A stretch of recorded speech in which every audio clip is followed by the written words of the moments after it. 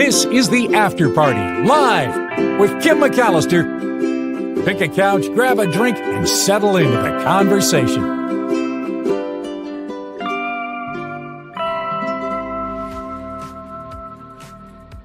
It is the After Party Live on Friday, which means we get Tim Sika today, which I'm very excited for because he's got some great movie reviews rolling in.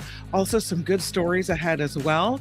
Thank you for spending your time here on Friday afternoon and for the contributions that you make to keep this show going. Much appreciated there. We'll talk a little more about that later. But first, without further ado, as he has waited long enough, at the movies with Tim Sika. Hi, Tim. I wasn't waiting. I was just sitting here and I was relaxing and I was taking some deep breaths. So it always works out and it's always fine no matter when we start, Kim. Wonderful. Well, you've got some movies that I'm interested in. And the first one, it looks like, is One Night Only. Yeah, this is the one I think that you would be most interested in. Okay. This week I'm going to start with the best, and then I'm going to count down to the worst of the movies for this week. So the best is this week's first movie. It's called One Night Only, which is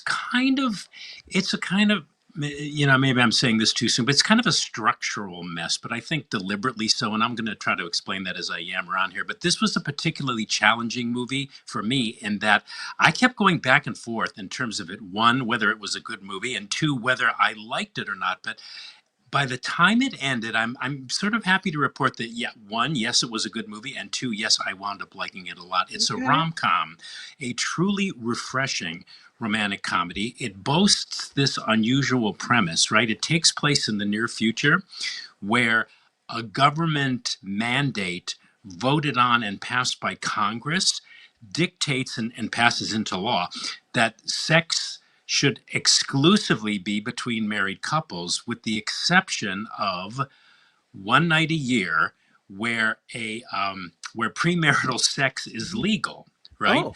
But you have to use condoms. And of course, on that particular night of the year, condoms are scarce because drugstores and shops are selling out of them really fast. They make a really funny comic book out of that. So anyway, it's about this guy played by Callum Turner who's looking kind of for a sexual release after having his girlfriend announce to him that, they should maybe reconsider their relationship and have sex with other people.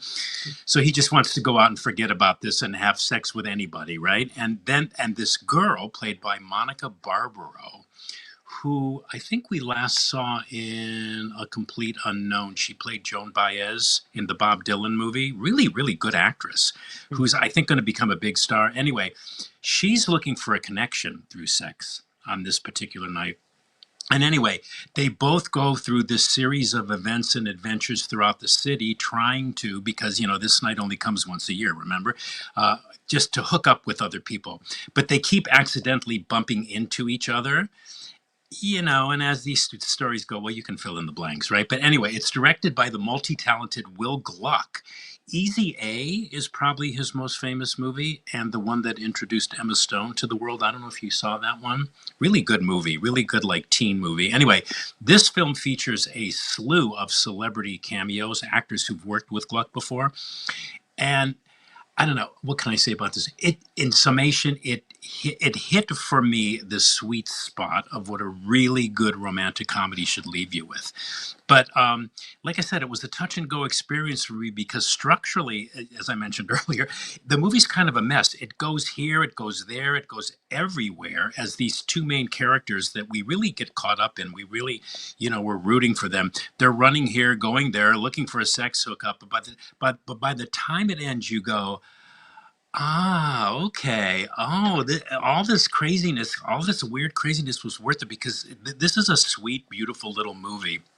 And I guess bottom line is that I liked it because it put me in a good mood after having seen like two other movies that day.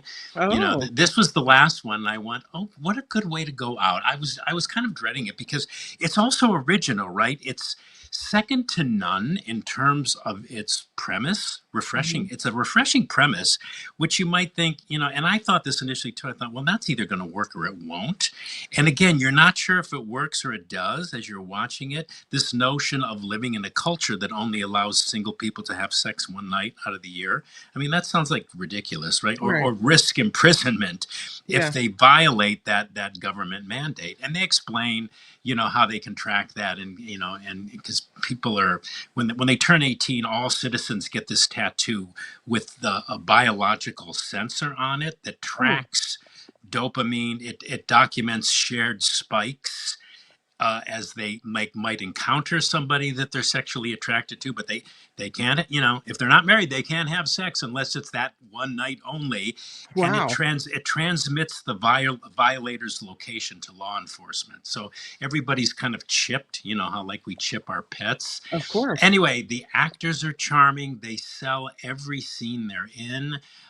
Even though at times they seem to be winking at the audience just a tad, like Sure. looking at the camera. But I loved what the guy, and this is something to look forward to if people want to see this movie. The guy's name's Owen. He's played by Callum Turner, who's also on the cusp of becoming a star. He's a pizza shop owner or an employee in the movie. I can't remember, but I love what he says about what the best part of sex is for him.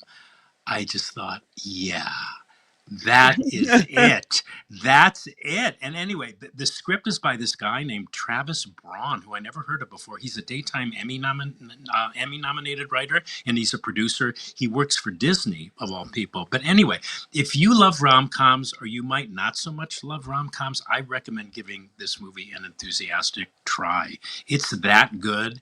And like I said, it really, really personally worked for me. I just thought it was a beautiful movie.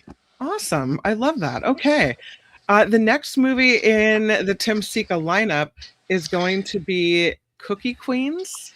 Cookie Queens, yeah. Bear with me on this one, Okay. because I'm sort of down the middle on it, but I'm still going to recommend it. It's a documentary, what I call an observational documentary. There's no narration. It's just the filmmaker. Her name is Alyssa Namias, following and filming a select bunch. I think there were 4 girls in total, a select group of Girl Scouts during Girl Scout cookie season, which lasts for 6 weeks out of each year.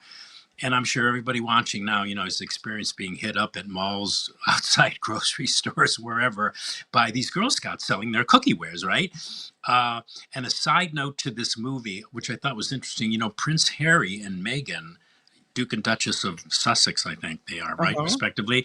They served as executive producers on this movie, which Oh, really? I thought, yeah, that's really, really interesting. Which Okay. means they probably put up a lot of the budget for it. But Mhm. anyway, it follows these girls, these young girls, as they sell their Girl Scout cookies, and all of the participants.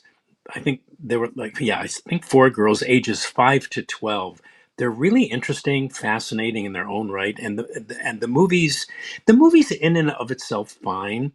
But again, as with pretty much all the movies I see, when the end credits roll, if I wonder what my takeaway is supposed to be, and I have all these questions, I go, well, is this an intentionally ambiguous movie structured to make the viewer inject his or her own meaning into it?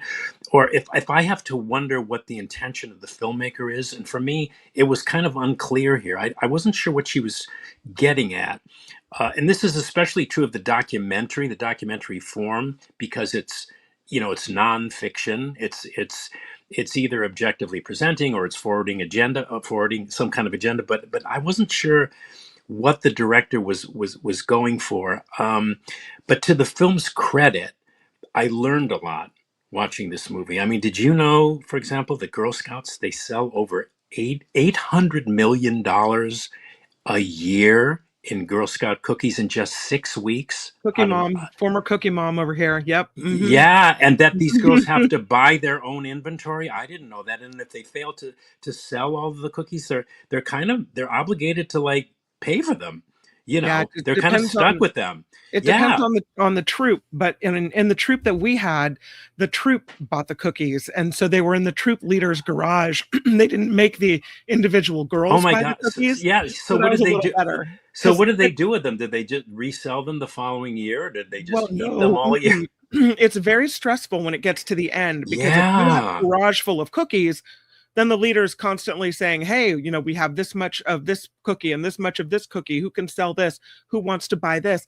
And you end up at the end, like trying to buy them from the troop leader. So I would always wait to buy cookies for my house until the very end Till the because very then end. I knew that what we couldn't sell, I didn't want them to have to eat it. So Right, right. yeah. Well, and that when they're showing these girls, I mean, I think there's four of them that the filmmaker focuses on. Uh, one is 5 years old. I think the oldest is 12. Yeah, the pressure that Mhm. they're undergoing at the end of towards the end of the 6 weeks. I'm going, God. I mean, what did I also didn't know that the girls only get $1, or the troop or the girls only get $1 from Doll- each box of cookies from that they each sell. And box. boxes, as of Mhm. this documentary, I think sold for $6. Dollars per Uh, box. Yeah. And yes, and then this is a documentary, right? yes. Okay. Yeah, so the nicest thing is people would come up to the cookie table and just give you like they'd say, "Listen, we don't really need the cookies, but we want to support your troop." And they'd, throw $5, $10, whatever. And then you Right, get the right. full donation, and so that was really nice.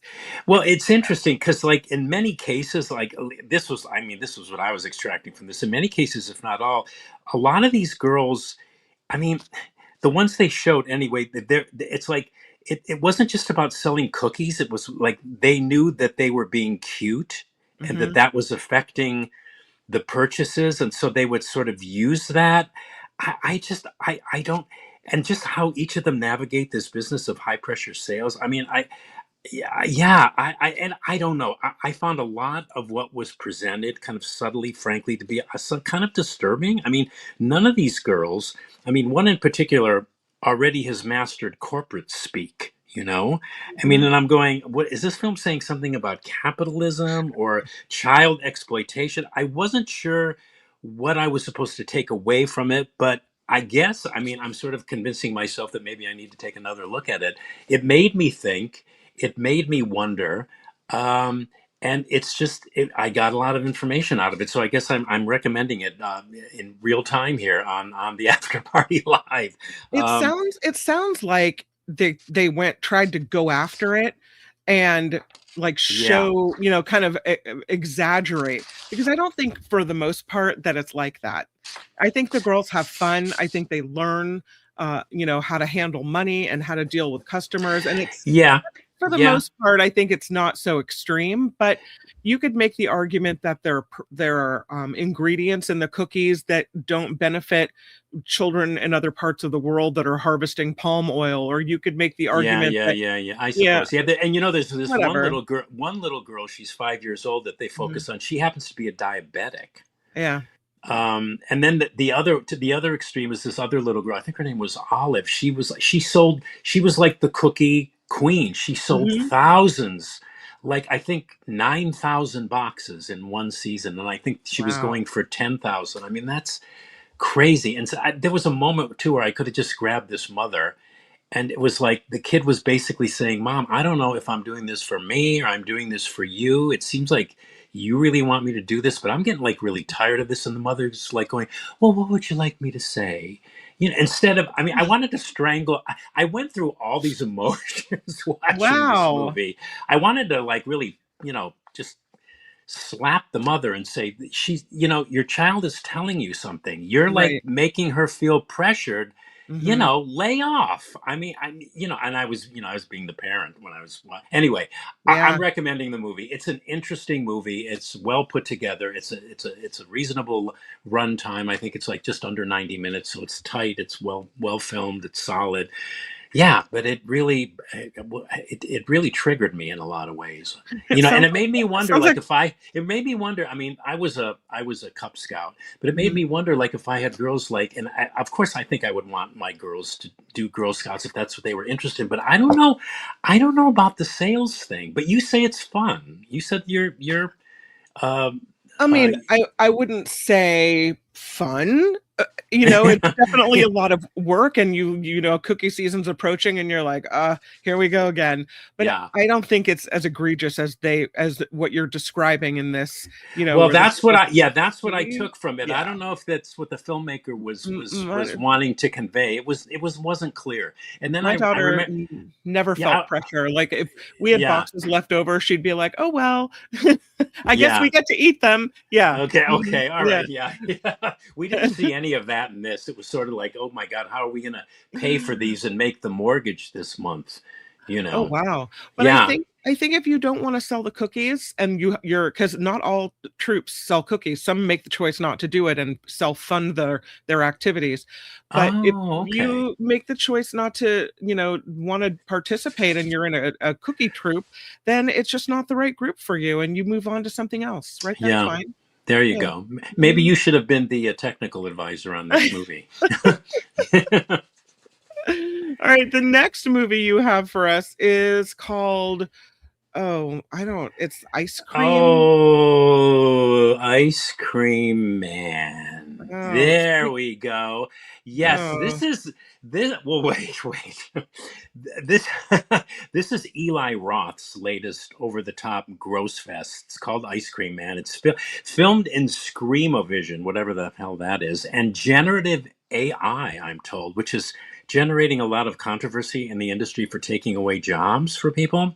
oh. Anyway, I don't know. That's a whole nother story. I haven't done a lot of Mhm. research on that, but apparently there's a lot of generative AI in this movie. But it's an Eli Roth horror movie. His specialty, really. I'm trying to think. Other Eli Roth horror movies were Hostel, which was excruciatingly torturous as a horror movie, and then most recently Thanksgiving. I think we talked about Thanksgiving on your show. It's about people eating each other for Thanksgiving. Really, really disgusting. Anyway, and this is a movie I think only Eli Roth could have made. It's off the rails. It's depraved. It's totally disgusting. It's messy, literally. Violent, barely scratches the surface. It's kind of fun, I suppose, if this is your thing. But for me, it was, oh my God, it was depressing. It compelled me to endlessly turn away from the screen as we're served one Um, graphically and gruesomely depicted killing after another. Left me feeling kind of despondent. And the ending put the B in bleak. Maybe I took it too seriously. I don't know. But anyway, I want to tell you what this story is about. It takes place in this idyllic suburban town in summertime, of course, which turns into a chaotic madness when an ice cream man. I don't know why I know why they don't have his picture on the poster. People wouldn't go see the movie. Just the way he looks should have been a red flag to the adults of this uh, town. Like, I'm not going to let my kids get ice cream from this creep. But anyway, he drives this truck through their town selling ice cream to children of the town that when they consume it, when they start, eating the ice cream cones, it turns these kids into homicidal maniacs yeah. who literally slaughter in various graphic ways all of the adults of the town. Low budget, no stars. Eli Roth even appears as a parent whose own child does something unspeakable to him, which I'll never reveal. It's very cheeseball. Not a whole lot of logic in this movie. It's pure visceral grossness at the basest of levels, whose plot really just serves as this excuse to hang a series of horrible, hideously awful, and gruesome scenes of children slicing and dicing in endlessly creative and violent ways any adult that happens to get in their way. And it's basically all the adults in the town: parents, Oh teachers, no. firefighters, law enforcers. I mean, and, I want to, it's one of those movies where you want to scream at the adults saying, don't go into that group of kids. They are going to literally like take this razor and cut you up into tiny pieces and then eat your brains. Stay away from them. Why are you going? Anyway, That makes me anyway, so sad. yeah, it's blessedly brief. That's probably its only saving grace because it's unrelenting in its grossness and kind of shallowness. It never really ever lets up. It does look like it might have been fun to direct. I don't know. But these scenes of what these kids do to their betters, I mean, unbelievably disgusting. I'm not even going to try to describe them. They were just like, who would even think of disposing a person like this? So Right. anyway, if this is your jam, Ice Cream Man is your movie, gorehounds are going to have a field day with it. But I just said no. I kind of knew this going in, but I'm thinking I'm going to give it the benefit of the doubt. I kind of follow Eli Roth's career and what he does, but he's really like, I don't know. You can make the case that he's gone off the deep end with this movie. It's so really, think of the most disgusting thing you can in terms of like a killing depicted on screen. This will, and up that 100 times. That's what all this movie is. It seems like the grosser and more disgusting these horror movies get, it's like like a spiral in the wrong direction. Like they're trying to one up each other, like who can make the grossest thing. Yeah, no, really. Like, I can't imagine a movie like this being made 20 years ago. It would probably get a triple X rating, and no children under 18 would be allowed into the theater. Now it's just you watch it and it's like, oh yeah, okay, what's going to happen? Oh, geez, where did they get that like axe? And can't they just cut the head off? Do they have to saw it in slow motion? I mean, ugh. Yeah, Anyway, so you get the message. That's Ice I Cream Man. And you related know to, what? I'll tell you though, when I was watching this, I thought of Nikki oh Medora. yeah. I said, "Oh, Nikki's going to totally love every single bit of You this think she disgusting movie." will? I think she will. I really do, Oh, or maybe yeah. not. But I don't know. I hope I'm not. No, I'm saying that with the utmost of affection for Nikki's ability to appreciate these things. Uh, Yeah, uh, you no, might be really. right. Yeah, this was. Oh God, no. Oh And God. oh God, no, that's Sika. No, Oh don't, God, don't. no, If we talk anymore, I'm going to start explaining what you're going to no. see in this movie, and I don't think there has to be some kind of like limit on what we can say on, I have on the show. a related comment. Last Yeah. night, my daughter and I were talking. She's 17, Julia, and she was No, I like, don't believe that. "It's true. I No, know. She's Julia gonna, is not 17, and yeah, she's a no. 17-year-old, God. almost senior in high school this year. So yeah, Unbelievable. crazy." Yeah. I remember when she was 8. But it's not crazy, but she's been Yeah. doing some nannying for a relative. Oh, And the okay. relative, they were talking about parenting styles. And the relative Hmm. said, I didn't like that to her regarding me. I didn't like that your mom was so strict on the material that you guys were allowed to watch. And I was telling Julia that the reason I did that is, I wanted things to be age appropriate, is Yeah, because sure. my sister was getting her master's degree in marriage and family therapy. And Uh-huh. she said she worked for this organization where they were looking at the effect of media on kids. And she told me one of the statistics from a study is like, and I forget the exact number, I have to go back and look it up, but Uh-huh. that by the time a child is 18, they will have seen, and was like the number was egregious, like 800,000 people die on a TV screen. Like that's how many Yeah. murders and deaths we're showing our little kids. And I thought, I don't want my kids to grow up seeing dead bodies on TV. I don't want them to see CSI commercials where you show a dead Hmm. body. I want them to grow up not having seen a dead body until they're 17, 18 years old. And interestingly, I thought she was going to agree. And she said, yeah, I like the way you did that. And I thought, what? Oh. Now we talked about other things she didn't like that I've done. It was apparently Yeah. I was having a mom review, like a personnel review, Yeah. where she was like, I like that you did this, and I don't like that you did this. She doesn't like that maybe I harped on grades a little too much. So that's where I got my poor mom rating. Yeah. But she did like that I had maintained a little more control over the entertainment they were allowed to view. And so when I see a movie like this, it kind of upsets me because I wonder, there are a lot of parents out there that don't have maintained these controls. And so you Yeah. put this material out in the world, and I Well, worry that, now with everything streaming, some kid is going to click on this and that's what they think. Like that's, I don't Well, know. even worse than that is sometimes I'll go to these movies, especially if I miss reviewing one for the like a theatrical release deadline, and Hmm. I'll go to movies like this, and there will be a parent or two, and they'll have little kids with them, and I'm thinking, Oh. are you insane? Do you even know what the I mean? And maybe because they think, oh, this is Ice Cream Man, it's some like cute little movie. I don't know. And you wonder what that kind of imagery does to a child's subconscious. I don't know what kind of studies have been made along these ways, but I Mhm. probably would be very, very strict about, you know, this kind of imagery, allowing my kids to sort of look at it, and it's all so easily available. That's what's weird. That's I'm right. thank God I'm not a parent in this day and age. I Because don't this think is I'd what be a you're very good one. battling. Like, I don't Yeah, want these I know. images live in the brain. You can't Yeah, unsee that. And yeah, when you're little, yeah, even like 10 years old, I have a 12-year-old. yeah, Like, right. that's not the image for a 12-year-old to have in their brain. I just don't Well, think that. that's what I think. I agree Yeah. with you. That's Mhm. my personal opinion too. So Yeah. anyway, yeah. Get off my mom's soapbox. Uh, No, good Tim mom. You're a Sika, good mom. not in all regards, apparently. My review was not 100% glowing across the board. I told her, you know what?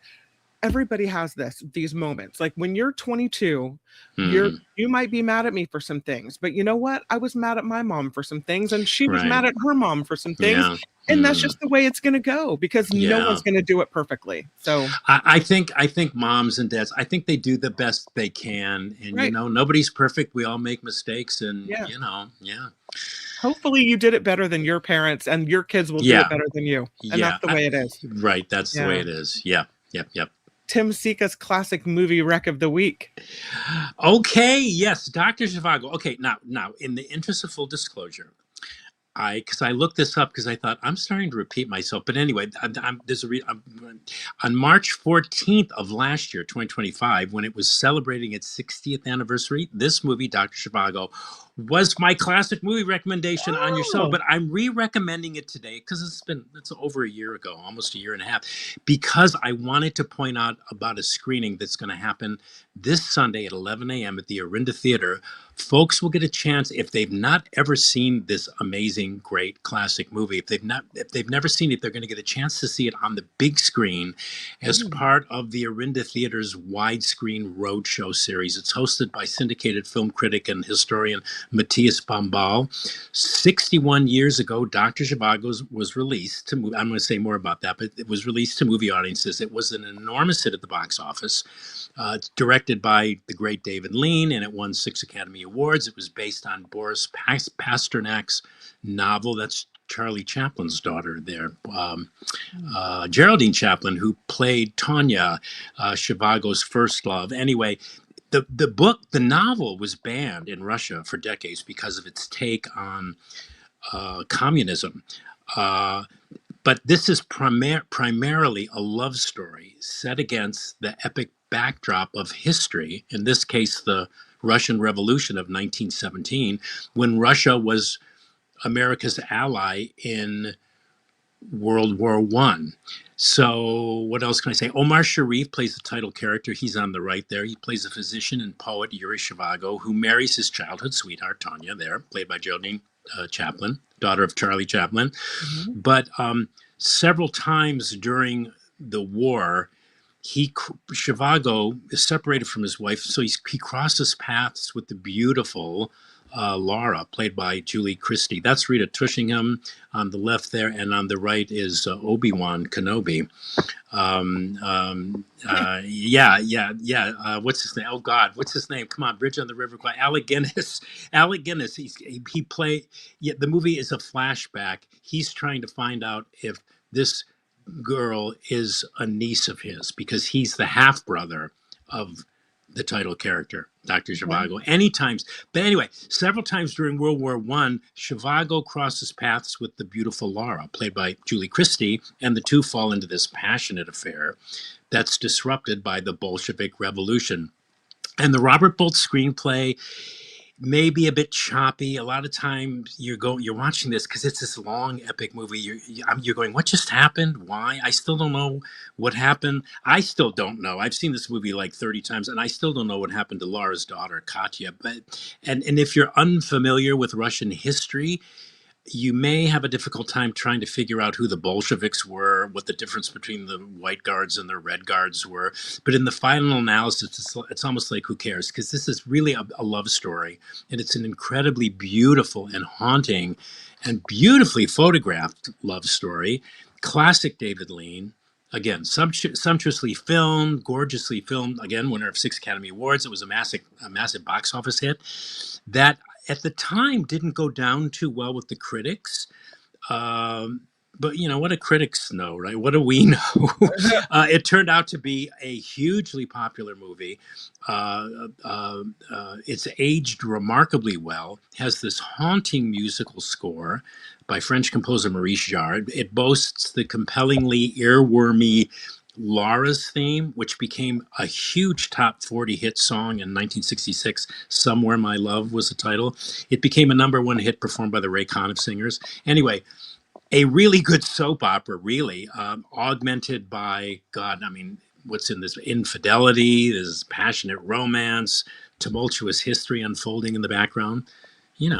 What's not to like, and what more could you ask for in a movie, right? But yeah, but anyway, Dr. Zhivago, if you've never seen it, well, Court, you can rent this on Prime, but this Saturday at 11 a.m. No, not Saturday. This Sunday at 11 a.m. You can see it in its original roadshow presentation, which means, overture as the film as the lights in the theater are dimming. There's an intermission. There's intermission music. There's exit music when you're leaving the theater. I mean, the Orinda Theater is becoming really my favorite place to go to see a movie because they really know how to present these movies in their original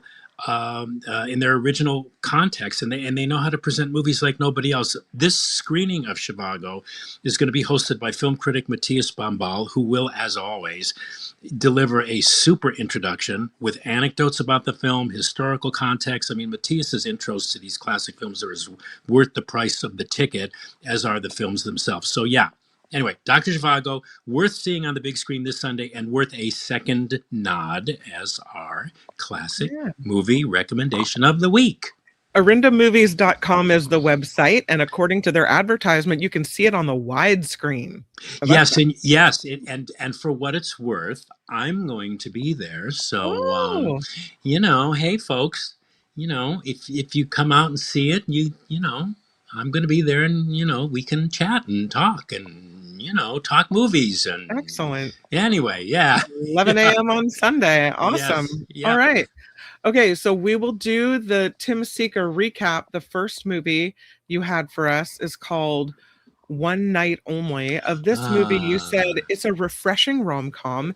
You said by the time it ends, all the craziness makes sense. Mm-hmm. You called it a sweet, beautiful little movie that put you, Tim Sika, in a good mood.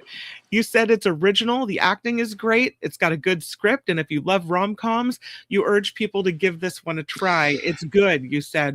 One night only. And I should have said it also made me want to go out and have sex. But you'll get it from Sika. Right on. Yeah. Cookie. I was gonna go. I hope it doesn't make movie audiences horny or anything, but it might be. I mean, it might be. Yeah, who knows? There are worse things in the world. I'd rather. That's true. Speaking of kids, I would so much rather have kids watch a movie with some sexual content than violent content. Yeah, I agree with you. Yeah, I don't know what it is about violence that's just so assaultive. I don't know. Anyway, that's why they call it violence. Anyway, that's right. You said this movie is fine. And you made this comment that at the end, you ask yourself what it is you're supposed to take away from the whole thing. Yeah. And you found the intention of this movie unclear.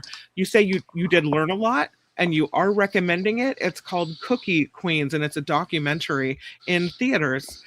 As for Ice Cream Man, well, you called this a gross fest, depraved and disgusting. You said if this is your thing, if you like grossness, you might find it fun, but you had to keep turning away from the screen with Ice Cream Man. You said the ending is bleak. You wondered if maybe you took this thing too seriously, but then again, you said it has a low budget, it has no stars, it's very cheeseball.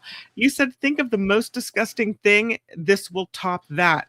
And your comment was, oh God, no. Ice cream man. No, you, thank you. it's funny. Maybe for folks like thinking about like dropping some weight, maybe they could see this movie. It might put them off ice cream for a week or something. Anyway. I mean, what did they serve it in the movie theater? Those little chocolate covered ice cream nuggets? Oh yeah, that would be a fun thing to do, like during if they did preview screenings of this, that would have Right. been a good thing to do, to pass those out to Yeah. audience members as these kids were like slurping and then turning into homicidal maniacs. That'd So be funny. gross. Yeah. Tim Sika's classic movie rec of the week is Dr. Zhivago. You called it a great love story, a great soap opera. There's infidelity, there's passionate romance, there's history. You said this movie has aged very well.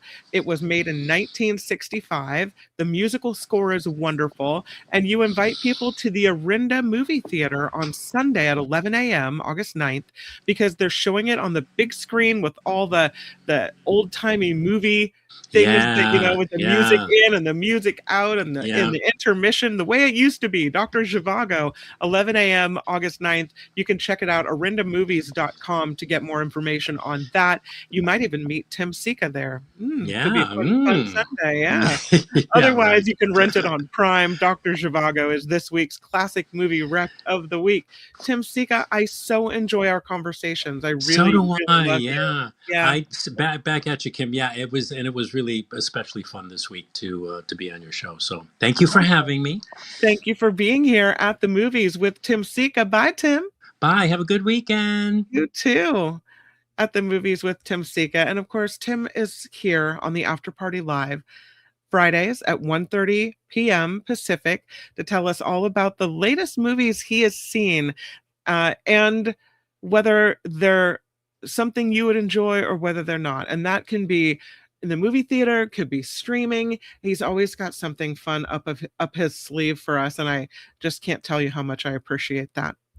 All right, I had this story that I wanted to talk to you about. I had this one yesterday. I don't know if I did it. Did you see this one about quicksand? Let me tell you about this, because I've never seen quicksand, and so and I wouldn't even think about it walking in nature, anything like this. And so I wanted to do this. This hiker was in Glacier National Park. She said, "Suddenly, I was submerged from my feet to my shoulders. Take one step and it's all over. That's it." This story is from SF Gate. 22-year-old Hannah Murphy stepped just a couple feet off a trail to take a picture. She was hiking with 4 friends around Johns Lake, which is near Lake McDonald. And once they reached the lake, the group took another trail to get an even better view. And the ground was a little bit muddy, perhaps. About 50 feet from the lake shore, she takes a step forward. All of a sudden, the ground beneath her feet just gives way. She said, "I sank into the mud. I couldn't feel the bottom of it. I was submerged from my feet to my shoulders." She said the only reason she didn't go further into the pit was because her purse acted like a buoy. Her arms rested on top of the mud, not penetrating the thick surface, but she couldn't grab anything and she had nothing to push off of. She said, "There was nothing for me to put my feet against to get out." She said, "If I had been alone, I would have been stuck for sure." And at first, her friends kind of laughed. And she said that actually helped her because the laughter prevented her from panicking. And then she said they came quickly to her aid, grabbing her arms, pulling her back to solid ground. And she says it's a cautionary tale. If you're hiking in the Johns Lake area and you're unaware of the hazardous ground, she said, if I had the opportunity to tell people going to this park anything, it would be don't go alone, ever. Having friends with her kept it a funny experience instead of a fatal one. The National Park Service tells SF Gate she was almost certainly caught up in deep mud, not quicksand. And despite rumors, she said there's no quicksand anywhere in the park. I don't know. Quicksand, quick mud, whatever, to sink that deep like that. She's lucky she didn't go all the way in. They say the park is known for muddy pockets where people can unexpectedly sink to their knees or even their waist, but most people can be pulled out without difficulty, which the park rangers say is a little different than how quicksand behaves. She went though and reported the incident to park rangers, and they went and looked at it. They think the substance that she fell into was thixotropic mud or glacial silt, where the mud looks solid, but when it's agitated, it becomes increasingly unstable. There's similar mud found next to or near glaciers and glacially fed rivers in Alaska. Different than quicksand, which, on the other hand, forms when sand, air, and water mix together, creating a surface that looks much more firm than it actually is. And you can find quicksand along riverbanks and beaches at low tide. Oh, interesting. Got to be really careful out there in the world. Yikes. That would have been, that could have taken a horrible turn. I don't know if you saw that was animal story. And one of the reasons I wanted to present it to you is because I just love the picture, and I don't often get the chance to say red-footed booby. This red-footed booby is a rare tropical booby that was spotted in Maryland, and that doesn't usually happen. Look at his red feet. The birding community in Maryland was freaking out over this bird. Boaters, birders, everyone flocking to see this red-footed booby.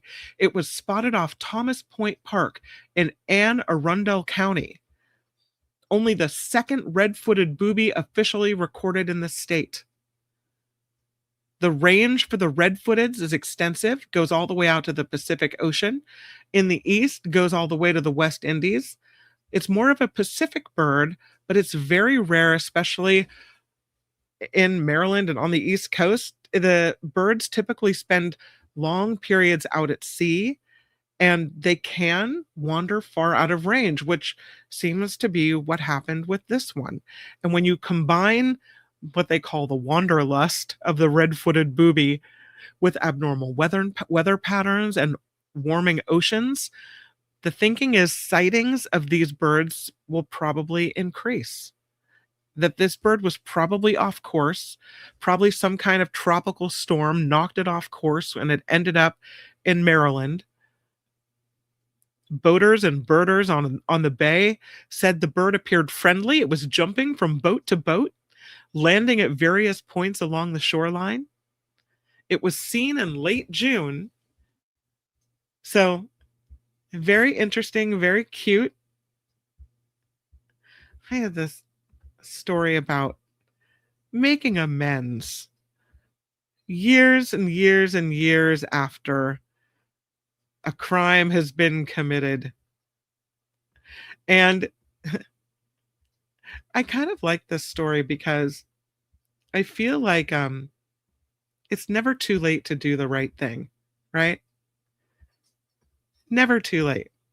This stolen book was returned to the bookstore from whence it came 40 years after the theft. And it came with an apology note too, which I think is quite lovely. The book also, along with the apology note, came with $100. I mean, think about how long this person must have felt guilty for stealing a book from a bookstore. Probably lived somewhere in their subconscious, and they felt bad about it. So here's the book. Book's kind of rare. It happened in California, in Old Town Eureka. The store is called the Booklegger. They said a package arrived recently, and employees opened it to discover a copy of this book called The Unstrung Harp by Edward Gorey. Inside was a note. Included in this package that explained that this book had been stolen from the store 40 years earlier. The note's author said, I was a student at HSU, that's Humboldt State University, with a horrible drug and alcohol problem. I was in desperate need of money, but even more desperately needed a spiritual awakening in my life.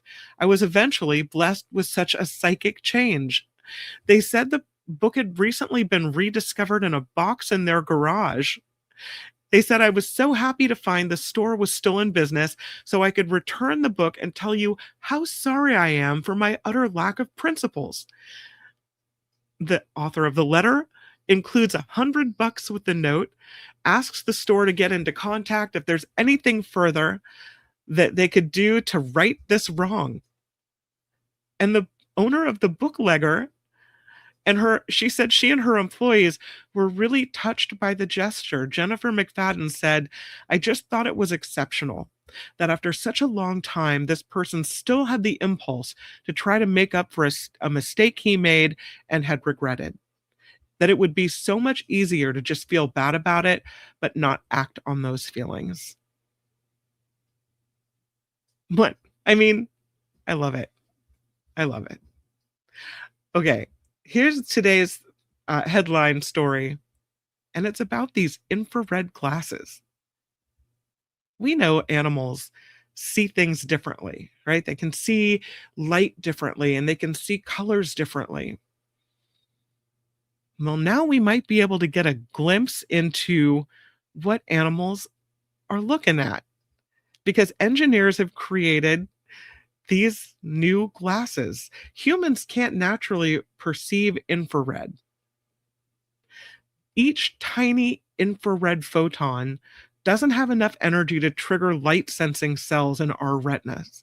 So, this team from the Beijing Institute of Technology built a system that captures infrared light and then converts it into electrical charges. And then they funneled the charges into something called an OLED layer, like the things used in laptops and monitors, built directly into the glass's transparent lens. And once converted, the process turns infrared into light that human eyes can actually see. These glasses can pinpoint different infrared wavelengths and represent them as varying hues of red, cyan, yellow, all while still letting natural visible light pass through. And so what you've got here is a pair of glasses that let the user simultaneously see infrared wavelengths right next to ordinary visible light through one lens. The reference to this new ability to see infrared vision is being called a paradigm shift, a step towards surpassing evolutionary biology. But the creators say what it means for everyday people in more practical applications is unclear. By surpassing the evolutionary boundaries of biological photoreception, they say, this technology paves the way for next generation visual prosthetics, high fidelity augmented reality, molecularly sensitive substance identification, and robust navigation in degraded visual environments. They published their findings on their new infrared glasses in last week's journal Science Advances. So, what does it all mean? I mean, is it going to allow us to collect different types of crime scene evidence because we can see something we hadn't seen before? It's fascinating. We'll see what the applications of this turn out to be.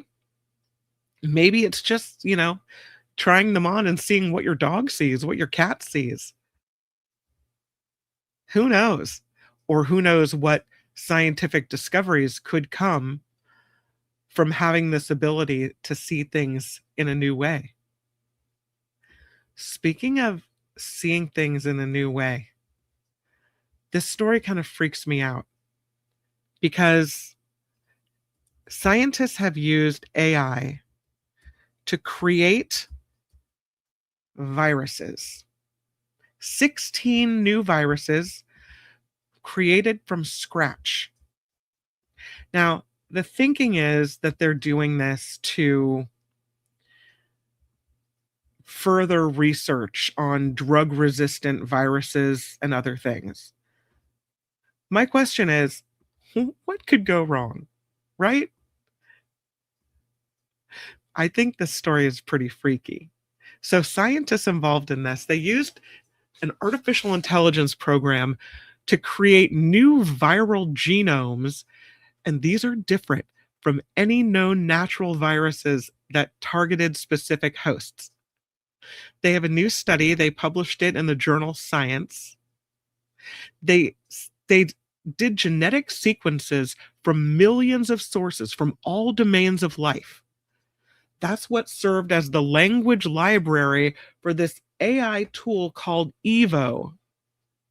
Like ChatGPT and other language models are trained on large sets of existing text material, while scientists from Stanford and the Arc Institute used AI to generate thousands of genome combinations within a specific framework, specifically one that could be hosted by an E. coli bacteria cell.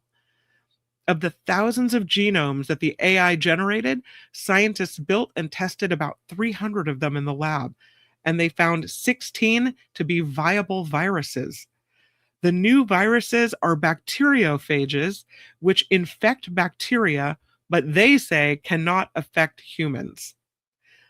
The researchers said the genetic library helped the AI learn the evolutionary constraints of natural genomes. Scientists said one of the new viruses had an aspect that was evolutionarily distant, suggesting AI prompted changes that could have taken millions of years for natural evolution to show what was possible. But I don't know about this. You're using AI to create viruses that you don't really understand what could happen. I love your safety protocols and your goggles and your hazmat suits, but no thanks. Tests showed a mixture of the new viruses could overcome antibacterial resistance in some of the E. coli strains, like a comparable mixture of naturally sourced phages could not. They said it lays out a path for generating adaptive, resilient phage therapies against rapidly evolving pathogens. It's being called a notable scientific milestone. A breakthrough that they've achieved is significant, but there is some hesitation. Doctors from the Johns Hopkins Center for Health Security wrote a corresponding article also published in the journal Science, and they say, listen, although this is promising for life sciences applications, it also raises urgent biosafety and biosecurity questions. The ability to compose viral genomes using generative AI now exists. The governance to safely steer it does not. It's another one of these moments where we're getting ahead of ourselves. We have this technology and we don't have the safety protocols to put in place before people start tampering with things. I'm telling you, we look at, and I do too, I look at technology as a good thing. We're learning, we're advancing, but sometimes I wonder, I worry, is it this technology that's going to, and new advances that are going to do us in? Those doctors from Johns Hopkins said that the security team or the research team engaged with biosafety and biosecurity questions more deliberately than most developers of powerful biological AI models. So at least this team from Stanford, they tried to be safe about it. They tried. And they were working with this virus that can't infect humans. So, yeah. Oh. But the worry is such genomes might encode new pathogens that can infect humans, animals, or plants in a way that cannot be contained by existing countermeasures. You know not what you do. Don't do it. No, I'm going to the chat. What do you think? I mean, they're in the lab trying to be safe about it. They're not going to mean to destroy humanity as it is, right? I mean, it will be an accident. I don't know. Whoa, scary. Where's Lex Luthor? Says Scott. Teacher Lori says bioethics is a good thing and it should be used more. However, under this administration, I have concerns. Rev P talking about a new cancer vaccine on the horizon. Yeah, talking about how some people will never get another vaccine again. So maybe that'll weed people out. I don't know. Teacher Lori, thinking what I'm thinking. This sounds bad, but it can actually be extremely good. No, I have concerns. I agree with, though, Teacher Lori, setting up the rules to govern a technology before the technology is used. So, listen, we know AI can do all these things. Where is the panel of people sitting down and saying, all right, AI and research, let's put some rules to govern it. Let's extrapolate all the things you could do with AI, create viruses, create bacteria. What could go wrong? Let's set the rules to try to make sure that it doesn't go wrong. But instead, we always do this. We have the wild, wild west of all of these things before we realize, oh, we need rules. Gee. Yeah, we need rules.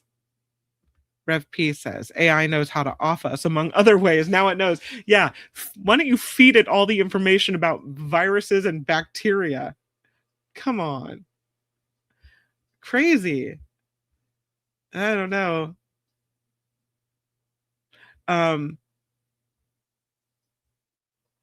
Yeah. Oh, Glenn has a story. COVID cancer story next week live. Yeah, I'd love to hear more about that. Absolutely. By the way, and I love Glenn coming on. Absolutely love, love, love. Thank you for your time and being willing to come on and share your stories. And I want you to know that anybody is welcome to do it. If you have a story you want to tell, if you're on vacation, you want to show me something, you have ideas, you're standing in front of a waterfall, always email me, kim@theafterparty.live. I'll send you a link. You're welcome to come on. It's that easy. We're all part of this community together. So don't feel obligated, but please feel welcome is, I think, the best way to say that. I don't know. This whole thing freaks me out a little bit. Where's the rules? Where is the rules? This is kind of a gross story. I love the way this story starts out, though. And it's about brains. Do I have enough time? Oh, I'm running out of time. Maybe I should save the brain story, but I already kind of went into it. So let me tell you a little bit about brains. When you think of brains, you think of maybe a brain you've seen in a jar or maybe what you've seen on CSI, and the brains are always firm, right? But it turns out that brains aren't firm. According to researchers, brains kind of have the texture of tofu. Like they would be a spreadable if you're trying to spread brains, like pate. So gross. So they did this study, and we've talked about this before, about how archaeologists, people digging up these, human remains, in some cases have found human brains from years and years and years ago that somehow remain intact enough to be studied. And so the question really is, how does that happen? How does this work? Yeah, here it is, 2024. Groundbreaking work revealed the preservation of ancient human brains, some dating back 12,000 years. And it really called into question the expectation of what happens to your brain after you die. Alexandra Savoie authored this study, and she talked to IFL Science. She said conventionally, we think of the brain as an invariably quick to liquefy kind of organ, right? But this newly compiled record of more than 4,000 human brains clearly begs to differ and demonstrates that in certain circumstances, it's the last man standing, the brain. So she and her team are now back with a new paper that explains that there are more than 1,300 cases of waterlogged, oxygen poor graves in which the brain is the only preserved soft tissue amongst otherwise skeletonized remains. The brain, you would think, in these cases would have composed or should have composed long ago, along with all the other soft tissue. So the question they asked is, how are these brains persisting? And to find out, they put a team of investigators together from the UK and Denmark, and they did this really morbid study. And I have to tell you this part, even though this part is kind of sad. All right. They took 72 male mice, and the mice had lived and died under identical conditions, and they were donated to the cause by other scientific researchers.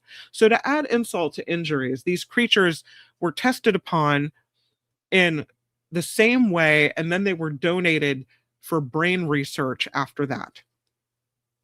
The carcasses were thawed, and they were interred in glass jars full of sand, and they were buried in 4 different environments.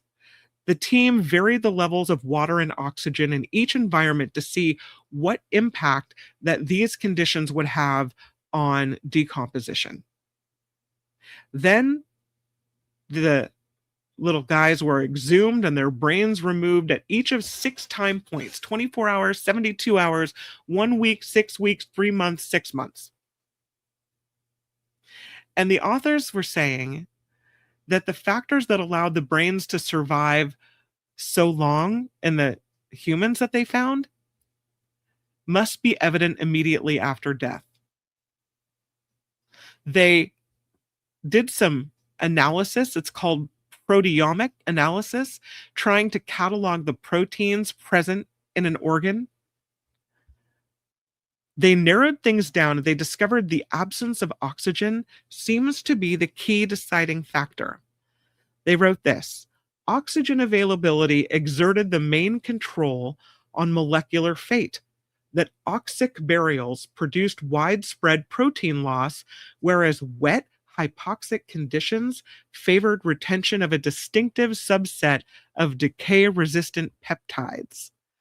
So under the right conditions, low oxygen and high moisture, they discovered the same protein chemistry that normally drives decay in brain tissues instead resulted in preservation by stabilizing the protein molecules so that they could persist for centuries. They said the same protein chemistry is also seen in neurodegenerative diseases and brain aging, where it stabilizes the structure of pathological proteins. They hope that understanding this better could help neuroscientists working in these fields. So it has to be low oxygen and wetness, and your brain will stick around. I thought that was interesting. And a question that we had asked on the show before, as we marveled at how these brains could still be intact so many years later. Okay, so it's not my favorite way to end the show, but I'm at an hour now. So I know I should probably end it, but I really just do this one story, one more. I'm going to do one more story because I love ending this with the lotto of the day. It's a travesty when you realize you've won the lottery, but you've thrown away your ticket. Trash company to the day. This saved the day. This trash company recovered a lottery player's discarded ticket worth $1.1 million. This happened in, I believe, Italy. This waste collection company in Italy came to the assistance of a resident of Bitonto who mistakenly threw away a lottery ticket worth 1.15 mil. Roberto Nicola Toscano is director of the Waste Collection Company. He said the resident bought a $1 million ticket with their usual set of numbers. The person scanned the ticket at a store, received a message that the ticket was non-payable, which led them to toss it in the trash. The person later discovered their numbers had come up in the drawing, and the non-payable message referred to the fact that the prize was too large to collect at the store. So the player's family rushed back to the store only to discover the trash had already been collected. So they then contact the trash company. They tried to identify the truck that collected the garbage. Once they did that, they said that garbage couldn't be emptied at the normal premises because of waste contamination. So they had to contact a company that could allow through the sorting of this waste. And then they started searching. And their employees finally managed to locate the ticket, which was intact inside a torn bag filled with other tickets. Many of them were damaged. The garbage CEO of the garbage company said, "I touched the lucky ticket because maybe it would bring us luck too." He said that luck proved real because he and his employees bought a scratch-off ticket together and they wound up winning $57.62. Woohoo! Okay, here's what I want to know. The employees that searched through your bags of garbage to find this ticket and went to all this trouble and all this yuck, hopefully some of that 1.15 million will be used to compensate them for their extra time and trouble. Don't you think? You got to take care of the people that took care of you. That's what I think. Speaking of that, huge thank you to everyone who contributes to the show. Look at Glenn coming in again. Friday next week, camping, drones, kangaroos, and wallabies. Ooh, Glenn, I can't wait. Can we have s'mores too? Can we do it all? This is fun. Love that you're coming on. Next Friday it is. We'll have to balance it with Tim Sika. So he comes on at 1:30. So hopefully maybe we can give him a half hour and then you can come on right after. That'd be awesome. Love that. Thank you also to everyone who contributes to this show via PayPal. The PayPal information is in every show description. So if you would like to help fund the After Party Live, it is easy to find. And thanks to Wes for helping me set it up in the About tab as well.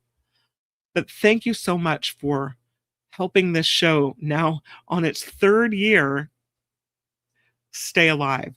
The most recent contributors to the After Party Live: PayPal Wes today, rocking in with another contribution. Mary Zane B, Barbara H, Wes from yesterday or the day before, Vanessa P. Thank you guys for contributing to the After Party Live and keeping us alive. Really appreciate it. I guess I can take the garbage down now. Thank you for spending time this afternoon. Have a really, really excellent weekend. I'll see you back here on Monday when Mark will be a married man. And we'll have Sarah Kenzier on the show. And more. So I look forward to that. Make it the very best weekend. And bye-bye. The After Party Live would like to thank the following contributors and viewers like you.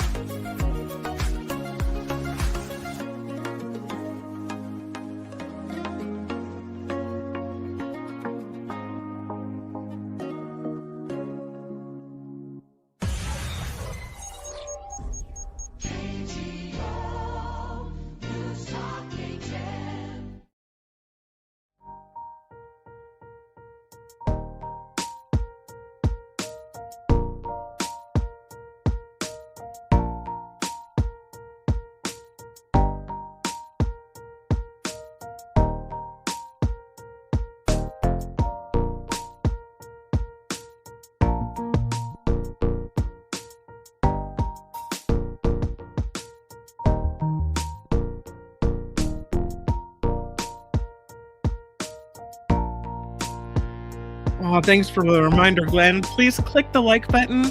If you haven't subscribed, please subscribe. Don't unsubscribe. Subscribe extra. Thanks.